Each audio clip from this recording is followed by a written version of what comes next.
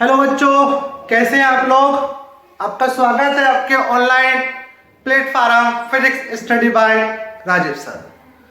जैसे बच्चों आपको अल्टरनेटिंग करंट के इंपोर्टेंट न्यूमेरिकल्स कराए जा रहे थे, उस न्यूमेरिकल्स का आज ये लास्ट पार्ट है, ठीक है, जिसमें आप अनुनादी परिपथ की कुछ न्यूमेरिकल्स देखेंगे और उसके साथ साथ कुछ ट्रांसफार्मर के न्यूमेरिकल्स देखेंगे। ठीक है, तो स्टार्ट करते हैं आज का लेक्चर्स और आज का ये फर्स्ट न्यूमेरिकल्स। बच्चों ये दे रखा है कि एक ये एलसीआर परिपथ है जिसमें प्रतिरोध दे रखा है 40 ओम, संधारित्र की धारिता दे रखी है 80 माइक्रोफैराड और एक प्रेरक दे रखा है 5 हेनरी का। तो फर्स्ट हमसे पूछेगा कि स्रोत की वह कोणीय आवृत्ति निकालिए जो परिपथ में अनुनाद उत्पन्न करे। स्रोत की वह कोणीय आवृत्ति निकालिए जो परिपथ में अनुनाद उत्पन्न करे। अर्थात हमसे क्या पूछा है, अनुनादी कोणीय आवृत्ति ओमेगा नॉट ज्ञात करना है और omega naught is equal to होता है 1/√LC। ठीक है, अब यहां पे एक चीज ध्यान रखना है कि जो C है माइक्रोफैराड में है तो इसको आप फैराड में चेंज करेंगे 10⁻⁻⁶ से मल्टीप्लाई करके। ठीक है, तो देखिए इसको सॉल्व कीजिए। L कितना 5, C कितना ये हो गया और 10⁻⁶। इसको अगर सॉल्व किया जाए तो कितना आता है, ये हो जाएगा 8 पंजे 40 हो जाएगा, 8 पंजे 40, 2 0 10⁻⁻⁶। ठीक है, तो इसको हो जाएगा omega naught is equal to 1/√4 गुणा 10⁻⁻⁴ हो गया, क्योंकि 2 0 ये प्लस के हो गए 10⁻2 और ये 10⁻⁶ तो कितना हो जाएगा 10⁻⁴। इसका रूट निकालिए तो कितना आ जाएगा 1/4 का रूट 2 और 10⁻⁴ का 2 हो गया। ठीक है, 10⁻के 2 बजा के प्लस के 2 हो जाएंगे, यानी कि 100/2 और 2 पंजे 10, यानी कि ओमेगा नॉट कितना है 50 रेडियन पर सेकंड। तो ये आ गई अनुनादी कोणीय आवृत्ति। अब सेकंड पूछा है कि परिपथ की प्रतिबाधा Z। तो जैसे बच्चों आपको लास्ट लेक्चर में बताया गया था कि जो अनुनादी परिपथ होता है, अनुनादी परिपथ जो होता है, अनुनादी परिपथ में परिपथ की जो प्रतिबाधा होती है वो ओमीय प्रतिरोध के बराबर होती है। तो Z बराबर R हुआ। ठीक है, और R का मान कितना दे रखा हमें 40 ओम, तो Z इज इक्वल टू 40 ओम। ठीक, अब देखिए C हमसे पूछा है कि परिपथ के तीनों अवयवों के सिरों पर विभव पात के आरएमएस मान। अवयव के तीनों सिरों पर, तीनों सिरों का मतलब प्रतिरोध के सिरों के मध्य, संधारित्र के सिरों के मध्य और प्रेरक के सिरों के मध्य, इन तीनों के मध्य जो विभव पात है, जो विभवांतर है, उसके आरएमएस के मान हमसे पूछे गए।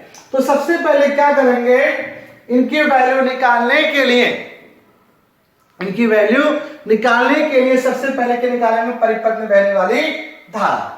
अब यहां पे बच्चों दिया गया था कि इस परिपथ में आरोपित स्रोत की वोल्टता कितनी 230 वोल्ट, तो इसका मतलब ये हुआ कि Vrms is equal to 230 volt.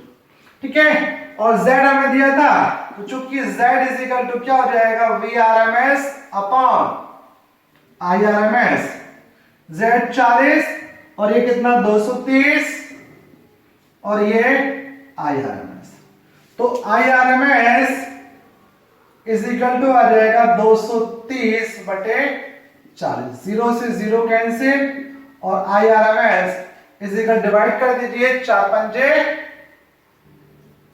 पंजे 20। ठीक है, 3 बचे 30 हो गए, तो 4 7 28 और 2 बचे और 4 पंजे 20, इतना आ गया 5.75 एम्पियर, 5.75 एम्पियर। ये आ गया आरएमएस। अब यहां पे इसके सिरों का विभवांतर, इसके सिरों का विभवांतर और इसके सिरों का विभवांतर। अब देखिए जैसे आपको लास्ट लेक्चर में बताया गया था, इसको नोट डाउन कर लेना कि विभवांतर V इज इक्वल टू होता है I इंटू रुकावट। क्या होता है? V is equal to I into रुकावट।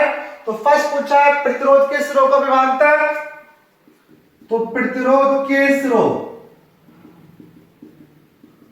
के मध्य विभव पात। ठीक है, तो विभव पात यानी कि VRRMS इज इक्वल टू हो जाएगा I यानी कि IRMS इंटू रुकावट। रुकावट हमें जिसके सिरों का विभव पात ज्ञात करना है उसके सिरों की रुकावट लेनी पड़ेगी। प्रतिरोध के सिरों का रुकावट करना था तो इंटू R, ये हो गया। ठीक है, तो VRRMS is equal to IRMS कितना आया? ठीक है, IRMS था 230/40 रख दीजिए क्योंकि हमने इतना आया था ये। ठीक है, और R कितना? 40। तो 40 से 40 क्रॉस और VRMS इज इक्वल टू आया 230 वोल्ट। 230 वोल्ट। ठीक है, सेम इसी प्रकार से BC ज्ञात करना है। ठीक है, तो बच्चों तो स्पेस थोड़ा कम है तो पहले स्क्रीनशॉट लीजिए फिर आगे सॉल्व करते हैं। ठीक है, यहां सॉल्व करें, ये साफ कर देते हैं। देखिए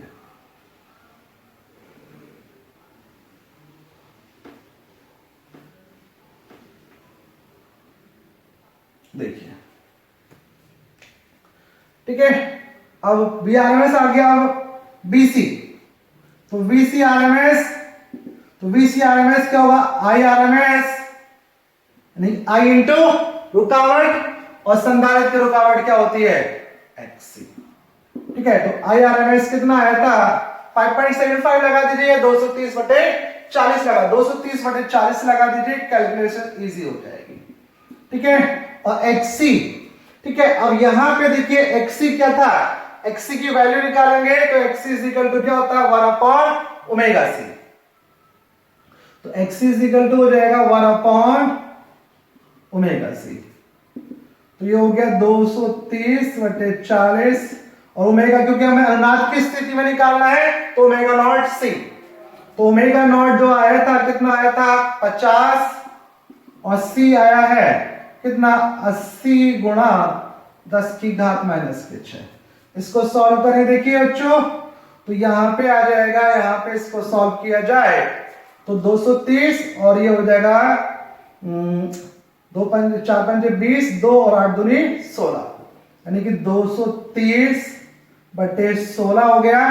यानी कैसे कर लीजिए? 8 5 40 और 4 चौक 16, 16 गुणा 1 2 3।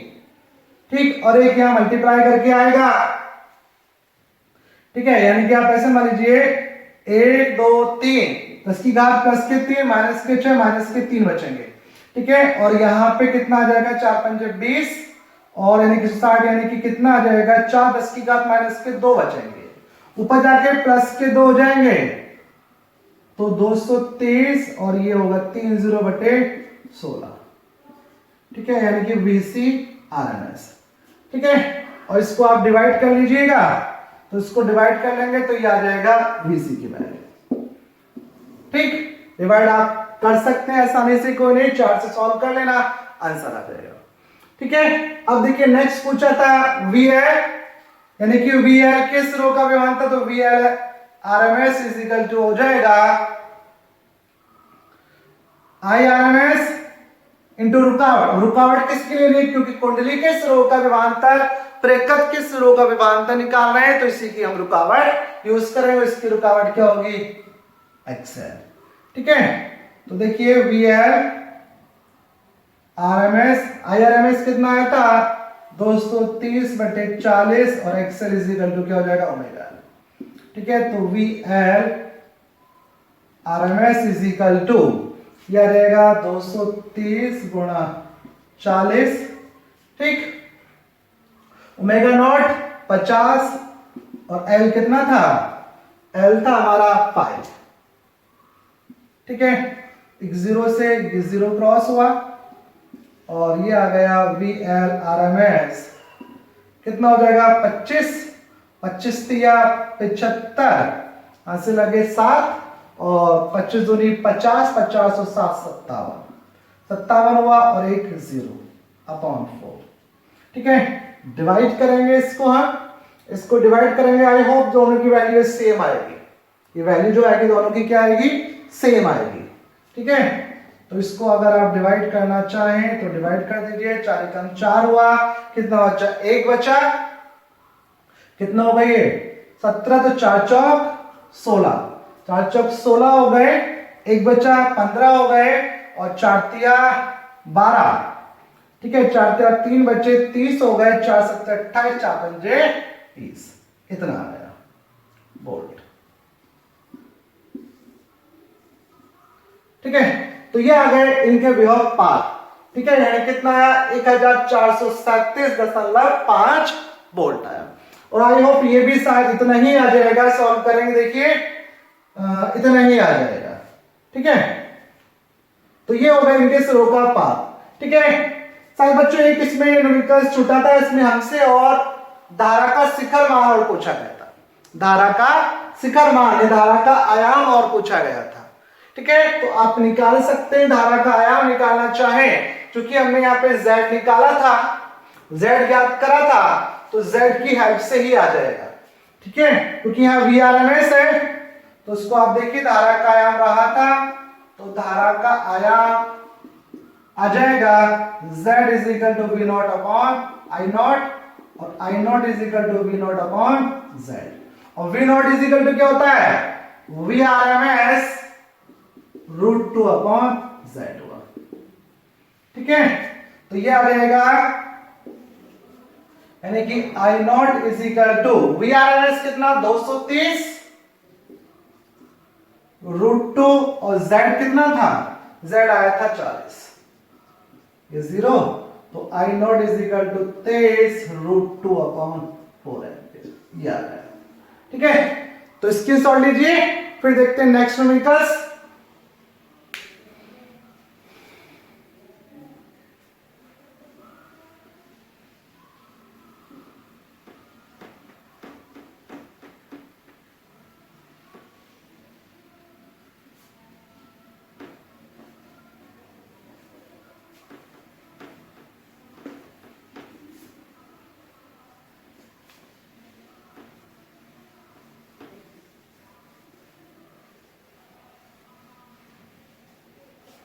देखिए नेक्स्ट न्यूमेरिकल्स जो है ट्रांसफार्मर से रिलेटेड है, अक्सर पूछे जाते हैं न्यूमेरिकल्स।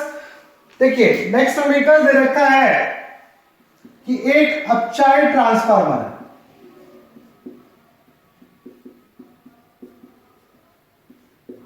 अपचायी ट्रांसफार्मर में जिसकी प्राथमिक तथा द्वितीयक कुंडली में फेरों की संख्या का अनुपात, यानी कि फेरों की संख्या का अनुपात प्राथमिक और द्वितीयक यानी कि Np अपॉन Ns का रेशो दे रखा है 20:1, 20:1 है।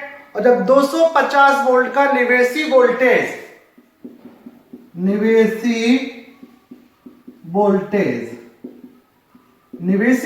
दिया गया है 250 वोल्ट, तो निर्गत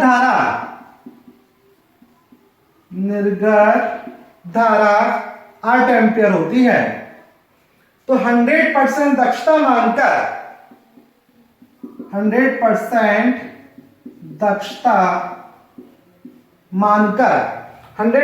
दक्षता मानकर प्राथमिक कुंडली में धारा, फर्स्ट पूछा है प्राथमिक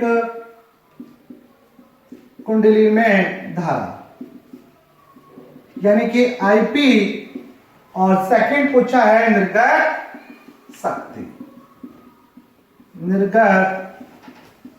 शक्ति हमसे पूछी गई है, निर्गत शक्ति। ठीक है, देखिए बच्चों दोबारा समझिए इसको।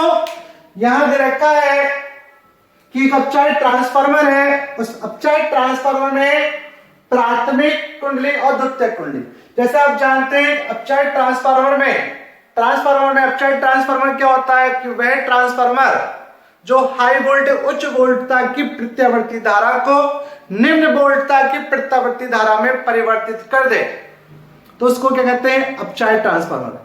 ट्रांसफार्मर में दो कुंडलियां होती हैं, एक को कहते हैं प्राथमिक कुंडली और एक को कहते हैं द्वितीय कुंडली। जिस वोल्टता को हमें चेंज करना होता है उसे हमेशा प्राथमिक कुंडली पे ही लगाया जाता है, इसलिए इसको बोल देते हैं हम निवेशी यानी कि इनपुट। और जो चेंज होने के बाद वोल्टेज हमें मिलेगा, जो वोल्टता हमें मिलेगी वो हमेशा मिलती है कहां पर, द्वितीय कुंडली पर, और इसी को बोल देते हैं हम निर्गत यानी कि आउटपुट। तो जब यहां पे दे रखा निवेशी वोल्टेज, निवेशी वोल्टेज का मतलब प्राथमिक कुंडली पर आरोपित वोल्टता यानी कि बीपी, और निर्गत धारा हमसे निर्गत धारा दे रखी, निर्गत कहां मिलता है हमें, द्वितीय कुंडली में। तो इसका मतलब ये हुआ कि निर्गत धारा का मतलब है द्वितीय कुंडली में प्रवाहित धारा IS। ठीक है, 8 एम्पियर। तो पूछा 100% दक्षता मान का प्राथमिक कुंडली में धारा IP का मान ज्ञात कीजिए और निर्गत शक्ति ज्ञात कीजिए।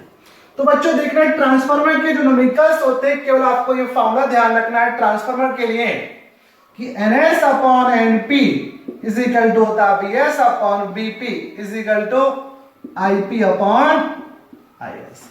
ठीक है, तो ये तीन, ये आपको फॉर्मूले ध्यान रखने हैं, तीन इक्वल राशि है। इसको याद कैसे रखना है कि फेरों की संख्या और वोल्टता का अनुपात समान होगा। ठीक है, और धारा का अनुपात क्या होता है, उल्टा। N क्या होती है, फेरों की संख्या, V वोल्टेज और I क्या होती है, धारा। P का मतलब यहाँ पे प्राइमरी प्राथमिक कुंडली और S का मतलब सेकेंडरी द्वितीय कुंडली। ठीक है, तो हमसे क्या पूछा था, प्राथमिक कुंडली में धारा और देखिए रखा था फेरों की संख्या। तो आप फेरों की संख्या दे रखी है, धारा के बारे में पूछा है, तो बस इन दोनों को बराबर यूज कर लीजिए। तो फर्स्ट न्यूमेरिकल हो जाएगा NS upon NP is equal to हो जाएगा IP अपॉन IS। अब यहां हमें दिया गया था NP अपॉन NS, यहां यूज करना है NS अपॉन NP, तो ये उलट जाएगा 1/20। IP हमसे पूछा गया है और IS कितना है, 8। क्रॉस मल्टीप्लाई कर दीजिए तो IP बराबर हो जाएगा 8/20 और 20 चौक 80 यानी कि IP बराबर 0.4 एम्पियर। ठीक है, तो ये आ गया प्राथमिक कुंडली में प्रवाहित धारा। अब निर्गत शक्ति और पूछा हमसे, क्या पूछा, निर्गत शक्ति। अब देखिए, क्योंकि बच्चों हमें यहाँ पे दक्षता दी गई थी कितनी, 100%, और ट्रांसफार्मर की दक्षता जो होती है उसका फॉर्मूला होता है निर्गत शक्ति बटे निवेशी शक्ति और इंटू 100। बच्चों कोई भी उपकरण हो या कोई भी मशीन हो तो दक्षता का मतलब होता है कि जितनी उसको ऊर्जा दी जा रही है उसमें से कितनी ऊर्जा का उपयोग वो कार्य में यूज कर रहे, जिस कार्य के लिए मशीन वो बनी है। तो यहां पे दक्षता कितनी, 100। ठीक है, निर्गत शक्ति और ये हो जाएगा बटे निवेशी शक्ति, निवेशी शक्ति और गुणा 100। 100 से 100 क्रॉस हुआ और निर्गत शक्ति इज इक्वल टू हो गया निवेशी शक्ति। निर्गत हमसे पूछा गया था, तो निर्गत शक्ति क्या, निवेशी शक्ति। अब निवेशी का मतलब प्राथमिक कुंडली। ठीक है, और आप जानते हैं शक्ति इज इक्वल टू क्या होता है, P बराबर VI, तो यहां हो जाएगा VI। अब चूंकि निवेशी है तो यहां पे निवेशी ही वोल्टेज अर्थात प्राथमिक कुंडली का वोल्टेज और प्राथमिक कुंडली की धारा यूज की जाएगी। तो BP कितना था, 250 और IP कितना आया, 0.4। मल्टीप्लाई कीजिए, 4 पंजे 20, 4 दूनी 8, 8 2 10 हुआ और 1 0 ये। ठीक है, यानी कि 4 पंजे 20, 4 पंजे 20, 4 दूनी 8, 8 2 10। ठीक है, और 1 अंक 10 कितना आया, ठीक है 100 वाट। यानी कि निर्गत शक्ति जो है वो कितनी होगी, 100 वाट होगी। ठीक है, तो स्क्रीनशॉट लीजिए, फिर देखते हैं नेक्स्ट न्यूमेरिकल्स। देखिए आगे